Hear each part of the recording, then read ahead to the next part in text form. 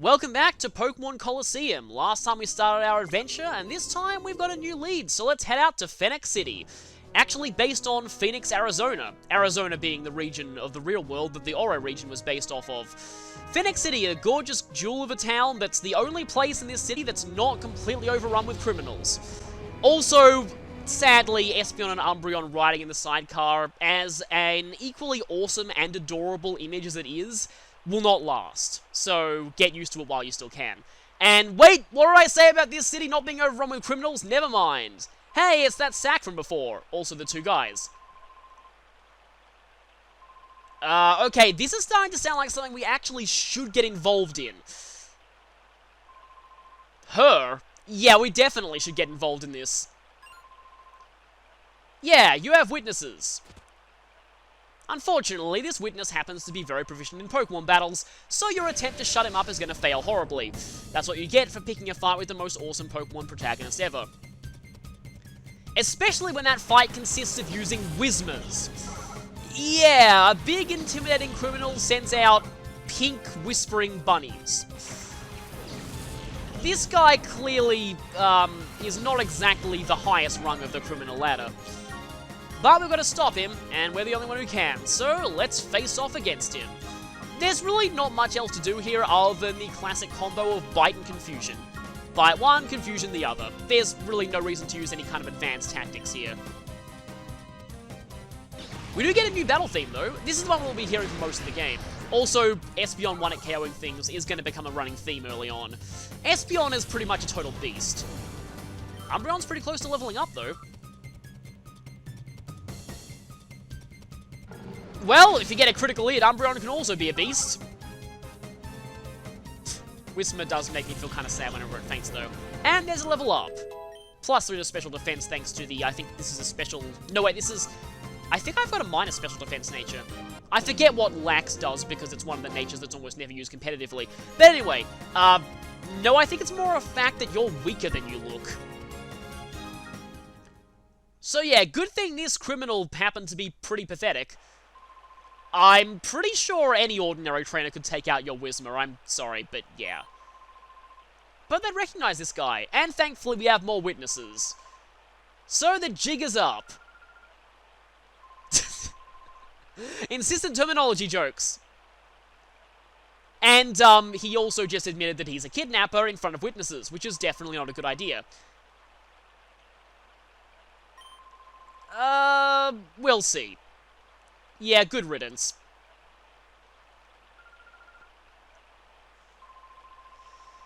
So already we're getting into some pretty dark territory. We can also move around and talk to these NPCs. Obviously, what we want to do here is untie the rope.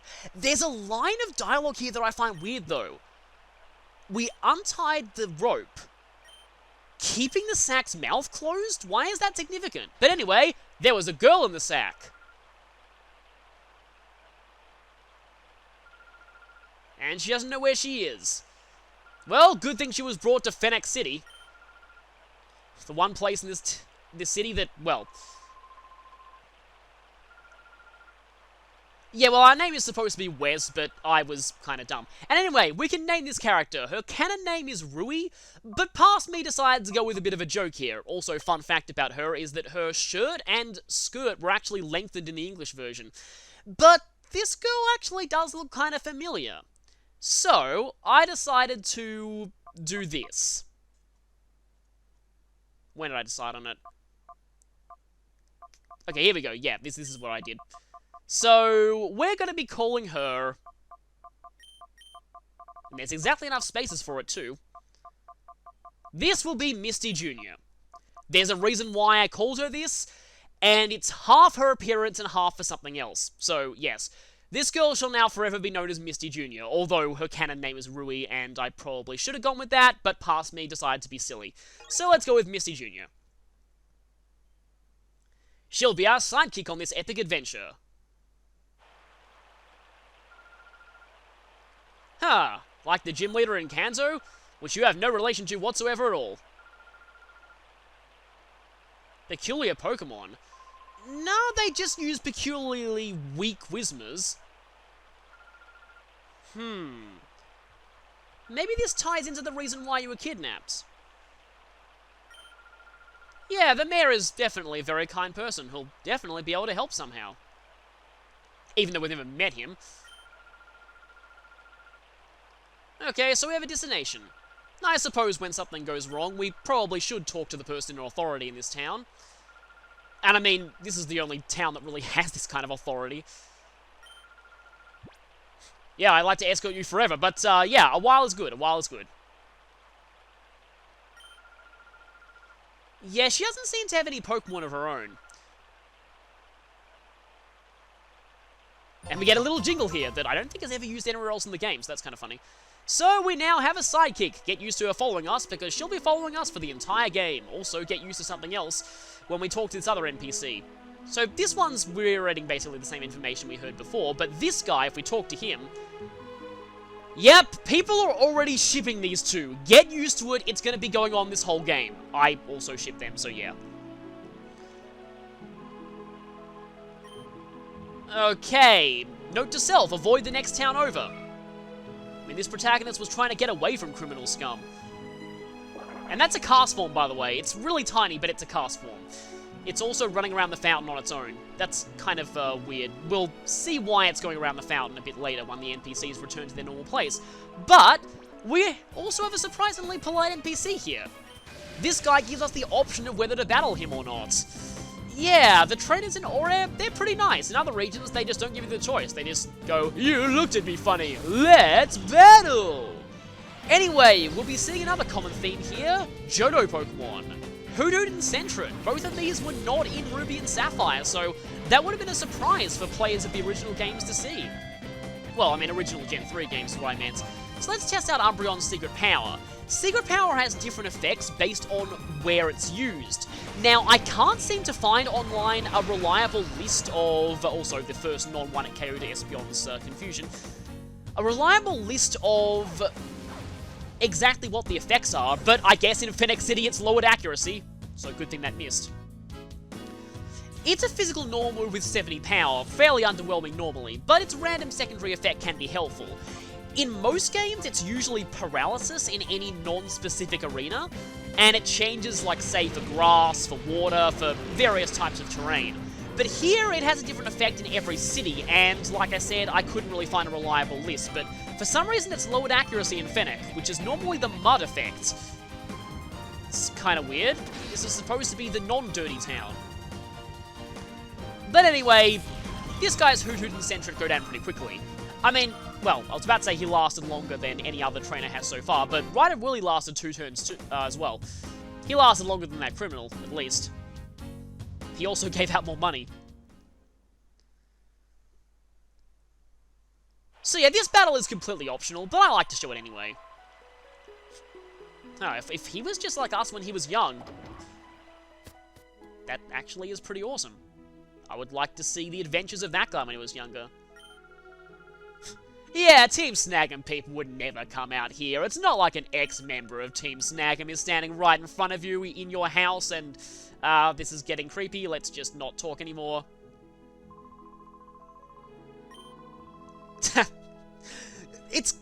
It was actually pretty unusual for English localizations to mention anime at this point in time, so it's kind of interesting. And I think this news report is, actually, wait. No, it's new. It's a new news report. They've arrested someone.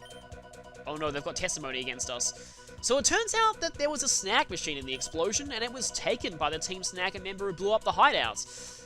Has no relation whatsoever to this thing that's on our arm right now. Not at all. Let's just move along before anyone recognizes us from the video footage. Nothing to see here. Oh hey, a girl randomly looking at the wall. You know, it's kind of both. So yeah, this guy likes to, ship us, but no, he likes to run around the fountain. But he's also mentioning us to a place called the pre-gym. Don't get your hopes up for actual gym battles in this game. There really aren't any. The pre-gym is the closest thing to a gym we get, and it's really not a gym at all. Like, completely not a gym in any way, shape, or form. I don't even know why it's called a gym.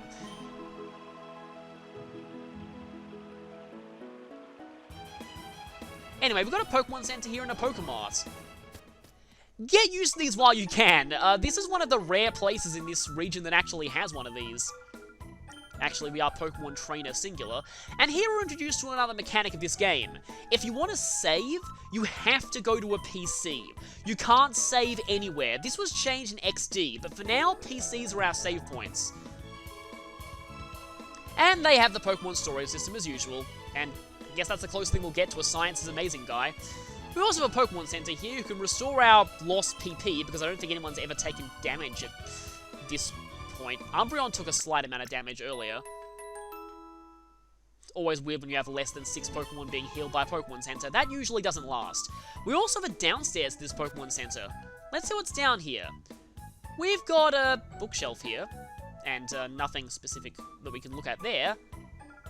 And they're still getting things ready. And when she says come back later, by later, she means after you've beaten the main story. So we won't be able to do anything with that for a while. For now, though, let's check out the PC. We can do pretty much your usual PC-y things. We can check out our PC. We have only 3 boxes. That's more than we'll ever need, sadly enough. Yeah, there aren't that many Pokemon available in this game. We also have a Relic of the Past item storage, which vanished when Pokemon Trainers' backpacks became TARDISes. There's also a save option. This is, like I said, our save point, so let's go ahead and save now. Like I said, this game takes up a huge amount of memory, something along the lines of 50 blocks. So the game came with its own memory card back when it originally shipped. I'm not using that one though. That has my original Colosseum save file. I had to make a new one on a new memory card. Guess the benefit of using memory cards is that so we can have multiple save files for a Pokemon game, which is a major rarity. What are you doing? Will you choose Shy to enter the Pokemart? No new music for the Pokemon Mart, though. Yeah, they have all these merchandise, things like potions that you can't use if you don't have Pokemon. But we already have a good stock of items on us, so there's no real reason to spend much money at this point. We can't check on any of the shelves for fun messages. Oh hey, it's a capsule machine. Yep, story of everyone's life. So we can buy some things here, but like I said, I'm not really going to want to spend my money on too much at this point, because we already start out with a good stock of items. We've already got 5 potions. A couple of super potions might come in handy, but I don't know. At this point, I'm saving my money, because soon we're going to need to buy some stuff from somewhere else. Well, let's check out the upper half of the town. There's an important looking building in the middle. Really look up to Justy. He's really cool. The me who played this game for the first time didn't pay attention there. I always thought Justy was a girl for the longest time. Anyway. Okay, so that's the mayor's house. That's our next destination. But first... a guy with long flowing silver hair, who's definitely not evil in any way, shape, or form. That totally wasn't foreshadowing. Let's just ignore that and move on. Because I want to check out some other things before we enter the mayor's house. In particular, there's one NPC that I want to talk to. Also, there's this guy. I've been hearing a lot about Pirate Town and how bad its thugs are. Wait a minute, dogs? Shouldn't you have said let sleeping Poochienas lie or something? It's always a weird paradox how people in the Pokemon world know about normal animals, but anyway, this is someone that I want to talk to. This guy's pretty hot stuff at Pokemon battles according to him, so let's battle him. Roller Boy Cabe. So, a lot of the trainers in Aura have really bizarre names. The weird thing is, most of the names were totally different in Japanese, so the English localization has no excuse for the names sounding so weird. They kind of made up most of these just on their own, which is kind of silly. But anyway, this guy obviously looks pretty pathetic. But past me decided to be a complete and total troll. Yeah, you can see what I'm doing here. Also, let's just get that Wurmple out of the way, because ironically it's more likely to attack me than that Silcoon is. That probably would have been a one-shot even without the crit. Wurmple. So small, so pathetic. Speaking of pathetic... wow, past me was a jerk. No Harden for you! And at this point, I think I was considering letting it struggle itself to death, although it might have tackle, you never know. Anyway, I demoed Helping Hand here. Helping Hand gives up your own turn to boost the power of a partner's move by 1.5 times. Can be useful sometimes, although on Umbreon it's not exactly the best. But yeah, never really got a chance to use Struggle, but that was a fun battle, and Espeon leveled up out of it. Plus 3 special attack, plus 3 speed. Always good to see those best stats going up. But that wasn't the reason why I wanted to do this battle, also his eyes look very weird. The human character models aren't exactly the strong point of these games, I'll just say that much. Because if you beat this guy, he gives us a reward. We get a TM. Unfortunately, TMs are only one use in this generation, so use them wisely. This is Torment. This prevents the target from using the same move twice in a row. Against certain opponents in this game, it might form a pretty useful strategy. Of course, there aren't any Choice Band users in the main story. It's always fun to troll Choice Band users like that. Choice Band was the only choice item that existed back then. Once again, there is a town called Pyrite. It's full of thugs. I guess we get a bit of backstory here. Now, the backstory for Phenac City is interesting because it actually matches the history of the real Phenac City, Arizona. So that's a pretty nice touch. Of course, I didn't know that at the time because back in the day I wouldn't have known much about America.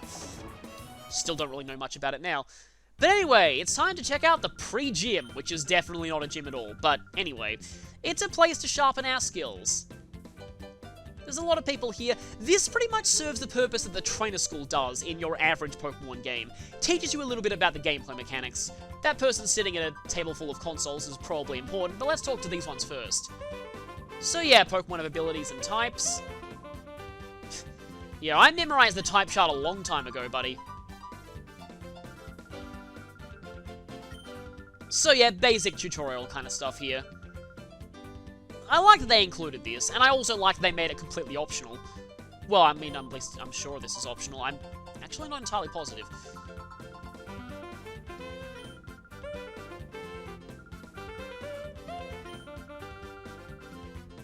So, talking to this person gives us an upgrade for our P-Star DA. This is also completely optional. We have the strategy memo function. This is basically a watered-down Pokedex. It's the closest thing to a Pokedex that we'll be getting in this game, but you can miss it entirely if you don't speak to this teacher, so I like to get it out of the way soon. So, if we check out our P-Star DA, we can go into the strategy memo function. So we can just look at Pokemon, view their 3D models, which were actually pretty impressive for the time, although a lot of them were reused from the Pokemon Stadium games. We can check out the type, ability, height, and weight, which don't really do much in this game unless you're using low kick, and view their model, and turn around with the C-Stick. Looking at Zigzagoon, because Zigzagoon is cool. I like Zigzagoon. So yeah, this is actually a lot like Pokedex 3D now that I think about it, except not in 3D. We can also see a size comparison to the main trainer, though I'm not sure how accurate this is to the actual size from the real Pokedex descriptions. Because Umbreon, I think, looks a little bit bigger than it probably should be. Or not, I'm not sure. I can't really think in feet and inches.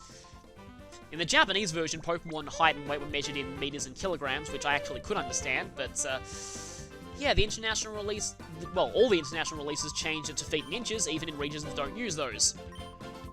But anyway, talking to Justy, we can start up a battle. However, it's actually not against Justy himself.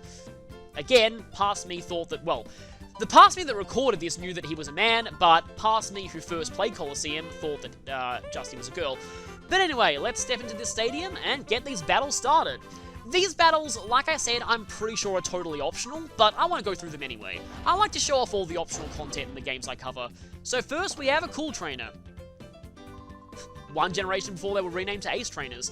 So these trainers all specialize in certain types, which is, and they also have names that correspond to their type, which is better than can be said of the names of the other people in this region. Yeah, Sunkern. That's a great Pokemon to be sending out against me. Great Pokemon. Worst base stat total of all time.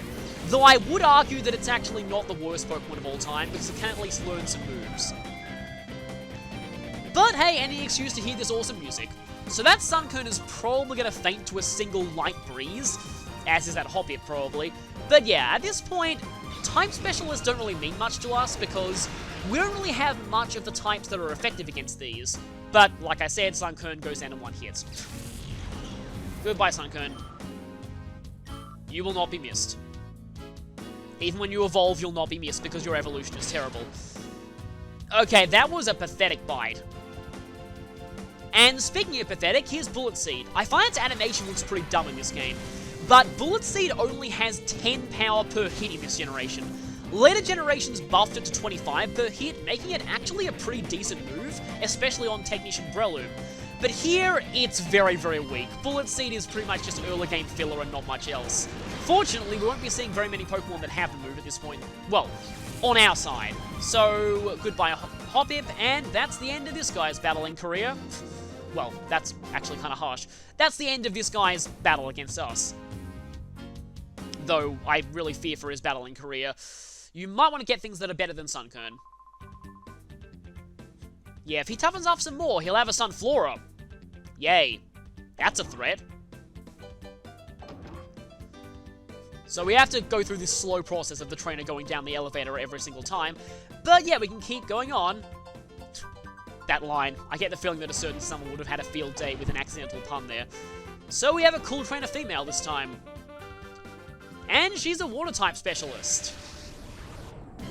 With a name like Liqui, yeah, your parents always knew you'd be a water-type specialist. Then again, if you've got a pun name based on a type, you should actually feel kind of sad you never got to be a gym leader, because that's kind of a prerequisite for the job.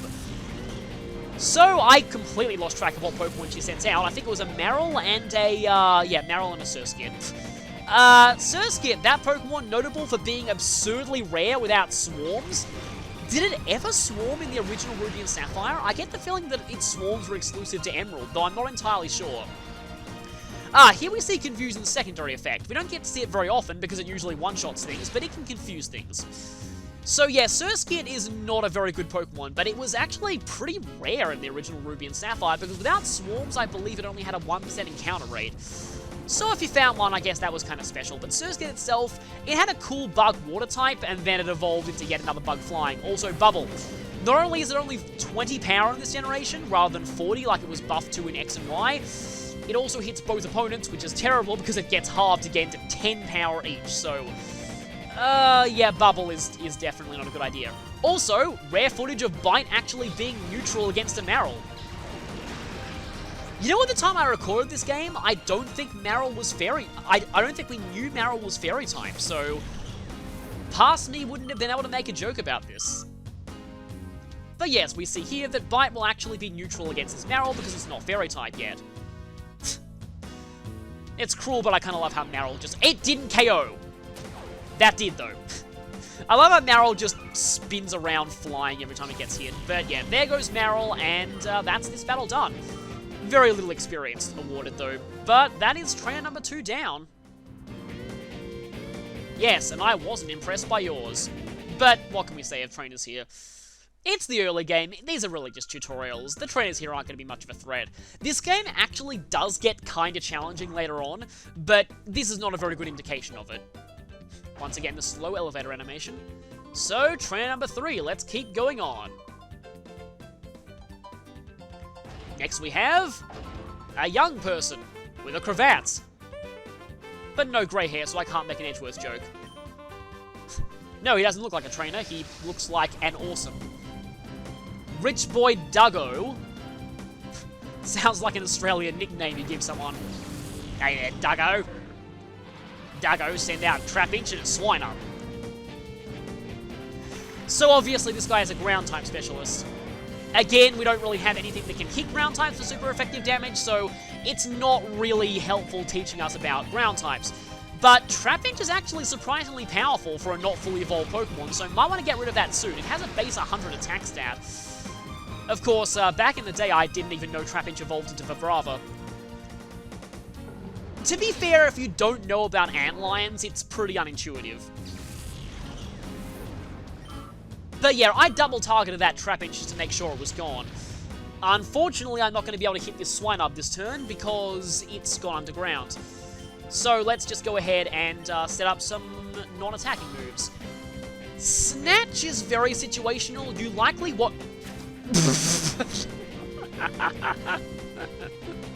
So here's a funny fact about Snatch. Snatch steals any buffs that are used on the battlefield. It can also steal your partner's buffs if you're an idiot like past me was. I forgot I did that. That was... Oh, silly past me. So yeah, Snatch can actually steal your partner's buffs. I feel like there may be some practical use to that in some ways, like for example, stealing Dragon Dance on a Pokemon that doesn't normally learn Dragon Dance, but it's still kind of funny when that happens. The effect of the turn was the exact same anyway, I still got Reflect up, but that was pretty amusing. Umbreon, you've got some explaining to do to your best friend there. Best friends, maybe these two are brothers, I don't know. Come up with your own headcanon. Wait a minute, what? That guy said that we don't look tough. This guy has a very bizarre way of categorizing people. But anyway, he has been defeated. After that hilarious moment on my part. Umbreon just team stole. But anyway, we have another opponent, and once again, it is a young person. This time with a bow cravat. And of course, she's being very, And yeah, ladies are quite young in this generation, but yeah, she's using very prim and proper language. Gwyn, her name doesn't really seem to relate to her type. If anyone can come up with a rock reference from that, I'm not sure, but... I mean, please inform me, but anyway, she has some kind of stronger Pokemon than we're used to. Rhyhorn is not to be sneezed at. Rhyhorn and Geodude. Let's see, I have a feeling, yes, I'm probably going to double target that Rhyhorn. Yeah, that's what future me would probably do as well. Because Rhyhorn is actually kind of dangerous. It's not like it's going to have Mega Horn or anything, but it still hurts quite a lot and has a fair amount of defense. Speaking of defense, remember that Bite is special in this generation. What's Geodude going to do? Rock Throw. Can you believe that Rock Throw had like 50% accuracy in Generation 1? I never knew that for a while, but that's pretty dumb. And its accuracy still isn't perfect now. So, here's the thing about Geodude, it has Sturdy, and I've said this in the intro video before, but Sturdy is not, yes, it doesn't block 1-hit KOs. Well, it does, but only if they're actually 1-hit KO moves, not just 1-hit KOs in general. So, that there would have been different if this was a later generation. But we have defeated a lady. Ladies usually pay out a lot of money. She's also still being very polite. I don't think that was very much money. I skipped over it quickly, but I think that was only 540. Yes, because using Rhyhorn is totally sophisticated. A Pokemon described in its Pokédex as being so dumb, it will continue charging in a straight line, and ramming into anything in its path without thinking. Yeah, that's a sophisticated Pokemon. So for doing this, we get an item, a white herb. And Justy is not going to challenge us to a battle until we have 6 Pokemon. It's a good thing we can't challenge him now. Oh boy. Let's be ready to battle this guy, because he is an absolutely horrifying opponent for all the wrong reasons. I hate Justy so much, and later on in this series, you will see full well why I despise him. But if we go down the elevator that the train has entered from, we get this little area, which is kind of nice. It's an area segregated into types, so we didn't see this Oddish before. Yes, that's not the way to wave your head. Do it like this. Yay, use Splash! Well, in a few more generations, Splash actually does something with a Z crystal attached to it, so dream big, I guess. I think Aaron's cry is really cute. I like Aaron. And that's Duggo, I believe. You had a Sand Slash? Why didn't you use it against me? That would have made the battle a lot more interesting. You know, I just realized that the Rock-type trainers Pokemon were also Park Grounds. So we actually fought 2 ground specialists. But yeah, I believe the episode is starting to wind down. I mostly focus on optional stuff in Phenac City at this point. We'll be continuing on with actual plot stuff next time. But there is quite a few optional things to do in this game. Yeah, let's just shove you out of the way. Don't know what I was doing there, but, yeah. So we're supposed to go to the mayor's house next, but first, let's check out the stadium at a point where checking the stadium out is going to not result in story cutscenes. And I love questions like this. Vague NPC yes, no questions. Oh, okay. Ha! Who indeed? Definitely not the person standing right in front of you. Okay, that's gonna get old. I'm gonna stop doing that after this episode, probably. But here's the eerily silent Phenac Stadium, apart from the waterfall. One of the few places in this game that's called a stadium, not a Colosseum. No. Yeah, let's just be blunt here. We're not here to watch battles either. But yeah, winning gets you a cash prize and a TM. There are a lot of good TMs that can be obtained from taking part in these stadium battles, and most of them are optional. I do take on a lot of them in the playthrough though, so look forward to seeing those. Also, we can actually go out into the stadium if we want. Actually, we can't because it's closed. But eventually, I think you can go in there.